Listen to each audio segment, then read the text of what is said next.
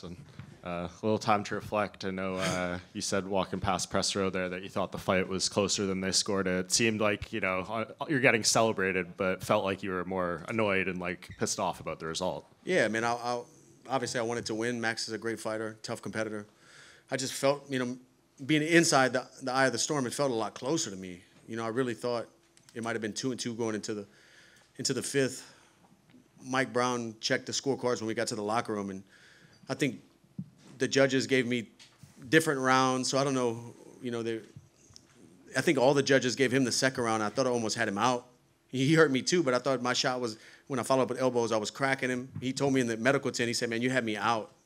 We couldn't hear the bell. So it felt, you know, being in the fight, it felt like a lot closer than that. When I heard the judges 49, whatever, I was like, no way. You know, it's closer than that. But like the man says, it is what it is. Does any part of you regret going for the guillotine and not continuing to punch in that? When I had him hurt? Yeah. Nah, never. Had to do one last one. One last one. And damn, I really thought that was going to be the one, man. I had him hurt, but he rolled to his back, and I just couldn't control it. Yeah. And any more immediate thoughts about what you could have done different? I know that'll evolve over time as you watch it back. But I feel like, well, going into the fifth, I thought it was close. I thought it might have been 2-2. So winning the fifth, I could have put myself in harm's way a little bit more. Maybe I would have got finished. Maybe I would have finished him. You know, I could have took more chances in the fifth. But up until that point, I was playing it. I was trying to fight like a professional, be smart. It seemed like he was waiting to counter me with his right hand every time I would come in. But the crazy thing is he never threw it. But he felt like his footwork and his movement was ready to throw that right hand. So I didn't want to take too many risks getting countered. I didn't want to miss and get countered. And he had already hurt me in the second round. So, man, I fought, and I thought I was doing well. You know, I thought it was close rounds every time. So looking back, hindsight's always 20/20. But I thought I fought smart, and, yeah, I tried to win, man. I really did. How does your body feel right now? Because he was kicking you and punching you a lot in the body. Yeah. The shots he was landing with his right hand, those long right hands were hitting the right side of my body. I'm fine. The kicks, though. The kicks on my left side's a little banged up. And I know like the dream scenario would have been get your hand raised, never lose 2 in a row, all those things. Does any part of you digest this and think like it didn't go your way, and that's even more reason that shows like you're making the right decision to walk away right now? No, I thought I freaking competed with the best guy in the world, and I thought it was close. I felt good in there. Cardio felt good.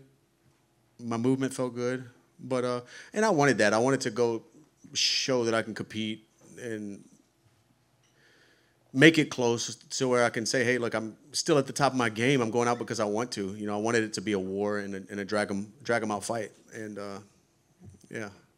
Well, I think you proved that, and I mean, from everything that's happened this week, the way you've been celebrated, like I'm sure you can't sit up there feeling like a loser by any stretch. This was such a win, the whole experience, it feels like. It was amazing. I really felt appreciated this week. And I know I said it a couple times in interviews when people ask me about it. I never look back or look at it on like a third person before this week and say, wow, I did accomplish a lot in the sport, or, you know, I did make people feel certain ways and make people inspired. I didn't think about that, but the love and the outreach this week has been incredible, and I really feel it, you know. I really feel it, and I'm just thankful that people got inspired or people followed my journey, and you know, you can do anything you put your mind to, and that's what I want my story to be. I want people to realize that no matter where you come from, if you believe and work hard enough, you can make dreams happen, you know, because I'm just a kid out here walking out with Lil Wayne, living his dreams, man, crazy, putting on wars, you know, with the best guys in the world.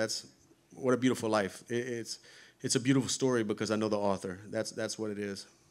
Dustin, now it's funny to see you up here frustrated about this result because now you're retired. Are you going to have to get less competitive, or are you going to be one of those sort of dads at the soccer game shouting from the sidelines and continue on? Dude, nobody wants to get in the fight of the night on the soccer sideline, man. I promise you that. I still got it. We'll see, man. I have a lot of stuff to keep me busy. But nothing's ever going to fill this. You know, nothing's ever going to fill that void of walking out to a crowd, trying to will you to win and fighting one of the best guys in the world for 25 minutes. I don't know if anything's ever going to feel that way again. But hopefully I can find something.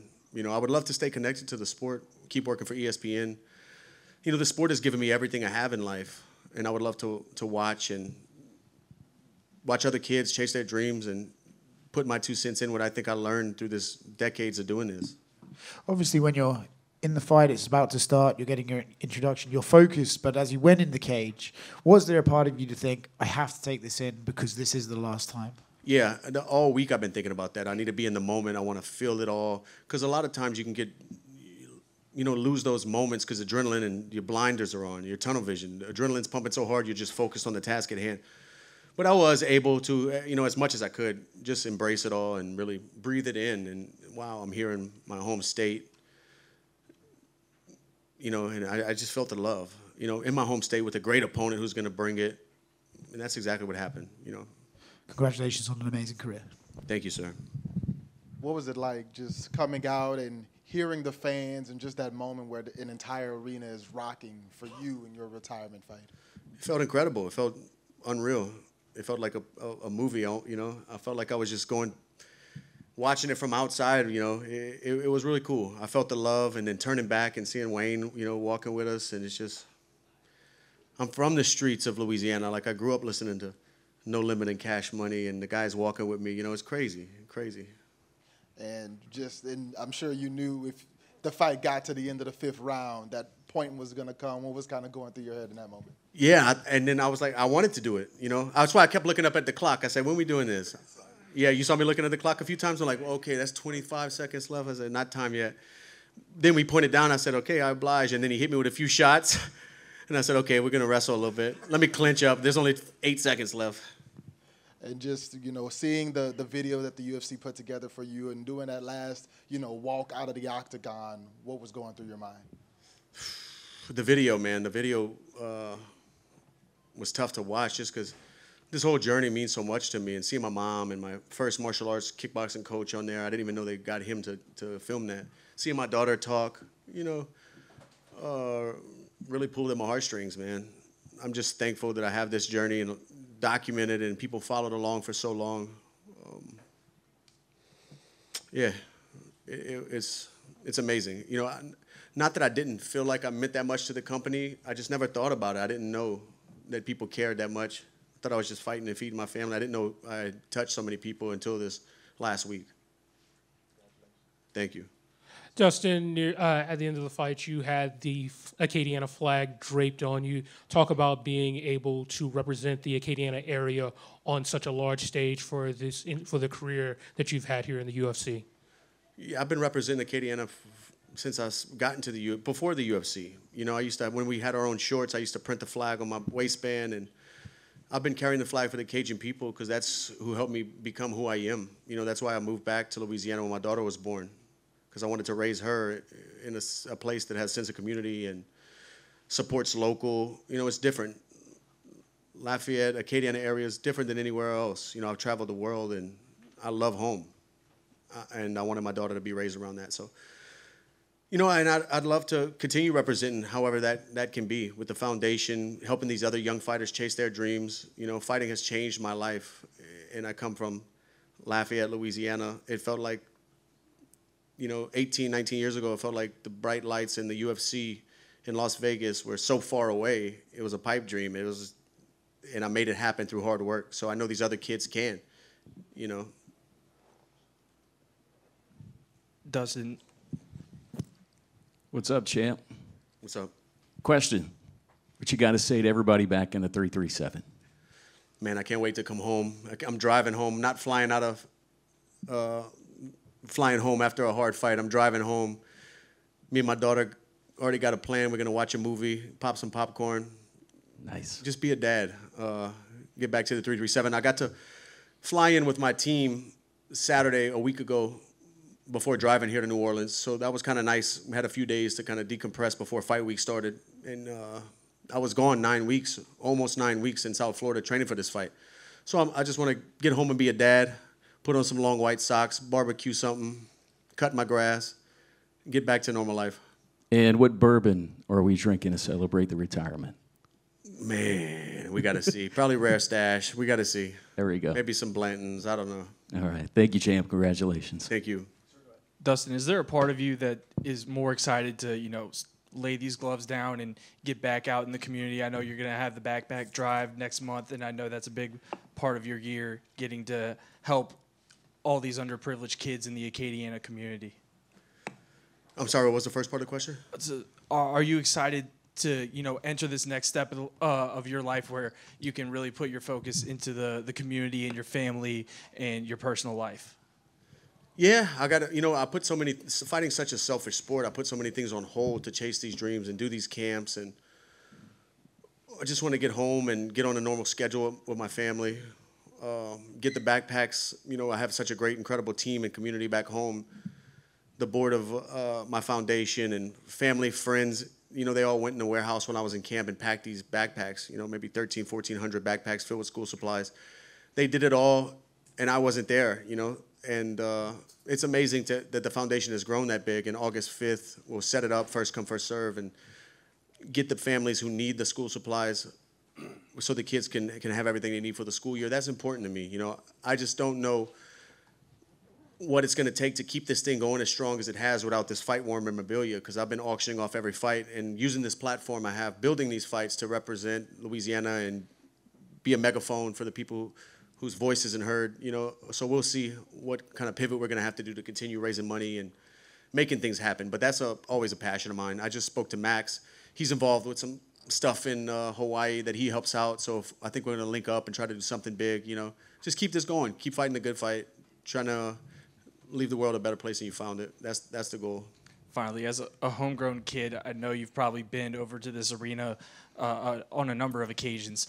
Do you think that anything that you've seen here in the past compared to the level of volume that you heard tonight from everybody here in Louisiana? I didn't hear the second round. I didn't hear the bell at all. Zero. I think my coach said I was still throwing elbows and punches, and the door was already open. They were coming in the cage. I couldn't hear anything. No, it was crazy. It was crazy in there. Even before Max walked out, when they were still finishing my walk-in, it was like I couldn't hear my coaches talking to me, and they were standing right there on the cage in front of me. It's amazing. I love the support. But yeah, I've been to this arena a few times. Thank you, Dustin. Dustin, straight ahead. First of all, congratulations on an amazing career. As someone born and raised in Louisiana, thank you for being not an advocate just for the MMA, but for Louisiana also. And I got to ask, with everything going on this week, how were you able to just kind of focus on the fight once you got in there? It's tunnel vision. Like I'm just muscle memory. Once that door locks and that bell rings, it's go time. I'm not thinking about anything else. The distractions more came this week, not fight night. It was more this week of people reaching out and all the interviews and trying my best to represent the state of Louisiana and talk about what we have going on in the culture here. Just getting pulled a lot of different ways, but fight night felt like any other fight night. It was a lot louder, and I felt the love, but it was no distraction at all. And finally, with all the kids in the stands, what piece of advice would you give to the next Dustin Poirier that's out there and was watching you tonight? To chase your dreams, whatever's in your heart. Don't listen to the critics. Don't listen to the outside noise. Really, if you have a goal, if you have a dream, you can make it happen. You really can. If you have the hard work, dedication, you can. Like I said in the press conference, you can move mountains. Things that seem impossible are possible if you really believe and work for it. Anything. No dream's too crazy. Thank you. Hey, Dustin, congrats on a great career. You're an inspiration to all the young fighters out there. I have a question. Can you talk about American Top Team and how it changed you as a human and as an athlete, the people you met, the people you trained together? Can you say something? Yeah, it's a great American Top Team is an incredible gym. I moved there in 2012. I flew out, I spent a week there, flew home, and that same week I was home, I got a U-Haul, packed all my stuff, got a car hauler on the back of the U-Haul and drove there. Just completely left home. I said I need to be here. I need to be training with these guys. Back home, I had great coaches, great training partners, but they were like part-time. It was just like a hobby for them. When I went to American Top Team, the mats and the coaching staff was filled with people who do this for a living, and I knew I needed to be there. And yeah, I've been there since 2012 with the same guys who are in my corner tonight. It's more than just coaches and training partners. It's family. We've been through so many fight weeks, so many ups and downs, so many celebrating nights, so many crying nights, that we have a bond that will be forever.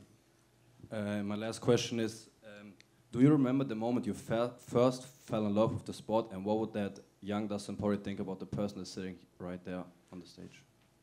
Yeah, I remember, you know, I started boxing when I was like 17, then I started fighting MMA when I was 18, and I just remember falling in love with the one-on-one competition that I couldn't point the finger at anybody but myself if something went right or wrong, and I just loved that, you know, because I always feel like I can count on myself, and yeah, I fell in love with it from an early age, and if I can talk to that kid, I would tell him it's gonna all be worth it, you know, it's gonna all be worth it in the end.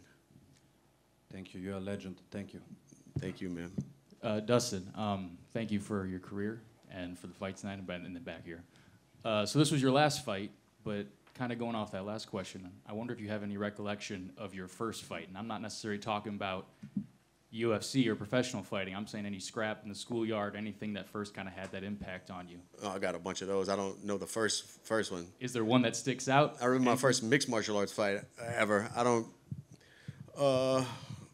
Yeah, one does. My nose is bleeding a little bit. One does stick out. My wife just. I remember it was in middle school. My wife just transferred to the school I was at from a different school, and it was like one of her first weeks at the school. I got into a fight and I smashed the kid's head on the bricks, and his teeth went through his lip, and I got arrested and stuff. And she told me she went back home. We didn't know each other at the time. She told me she went home and told her mom that like some kid got arrested and all that. But I married her, so she married me then. So yeah, it worked out. Thank you. Dustin over here. Your wife Jolie has been by your side forever. What type of advice did she give you when she drove you to your first fight, and how has that advice changed? Dude, I don't even know why I didn't have a car then. I might have been in between cars. My car just broke. She had a car. She drove me to Texarkana from Lafayette, Louisiana. Then I fought in a rodeo arena over there. She didn't know what I was doing. You know, MMA wasn't really that cool back then. She was just supporting me. She was just supporting me chase my dreams. And yeah, I would wait for her to get off of work to use her car to go to the gym. I would ride a bike to work. And, you know, me and my wife been through it all at a young age. Dustin, 15 years ago during the filming of Fightville, you refused to call yourself a professional fighter because you weren't exactly, you know, providing for the family at that time through fighting. And now, on the day that you retire, you accomplished that goal and so much more. How does that make you feel, man? It makes me feel good. You know, fighting mixed martial arts was a vehicle to get me to a place I could only dream of, to get my family to a safe place. My daughter's college is secured, you know, health care secured. I just, I'm grateful that I was able to do all these things through chasing a dream. You know, I was doing something I actually love to do. It was never work. You know, even all these years later, getting ready for this one, knowing it was my retirement, it wasn't work. It was doing it out of love and passion. And that's what I'm kind of scared of moving forward, you know, not to have that, to fall back on. Fighting was always, the gym fighting was always my safe place. No matter what's going on in my life, I can go to the gym and bleed and sweat with these guys in the whole world. Nothing else matters, you know. So we'll see, yeah. Fighting has been so much to me. Thank you, man. There's a lot of people that love you and appreciate you. I know, especially at ATT in Florida. You'll always have a place over there, man. For sure. Thank you, man. Thank you, guys.